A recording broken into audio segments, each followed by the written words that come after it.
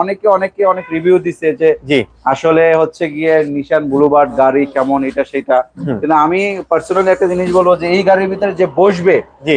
সে বুঝবে যে আসলে এটা একটা রাজকীয় গাড়ি। যারা নাকি নিশান গাড়িগুলো পছন্দ করে, বা এক একটা মানুষের এক একটা জিনিস পছন্দ থাকে, হুন্ডা লাভার আছে কেউ, কেউ হচ্ছে নিশান লাভার আছে, কেউ টয়োটা লাভার আছে। তো ফাইনালি আপনি হচ্ছে নিশান পছন্দ করেন, আর নিশান তো লাক্সারিয়াস গাড়ি। জি তো বাংলাদেশে টয়োটার থেকে একটু কম বাজেটে পাওয়া যায় গাড়িগুলো, জি আবার গাড়ির দিক দিয়েও ভালো গাড়ি। জি তো অনেকে ভয় পায় যে পার্টস পাওয়া যাবে কিনা, গাড়ির এই কোনো কিছু সমস্যা হলে, এই সব চিন্তা করে কিন্তু কিনে না আসলে। জি। তো আপনি যেহেতু এটা সম্পর্কে জানেন, আপনি কিনেছেন, আর বিশেষ করে কেমন ছিল গাড়িটা? গাড়ি চালানোর পরে মনে হয়েছে যে না আমি একটা আর কোনো গাড়ি কিনবো না মানে এটা ছাড়া?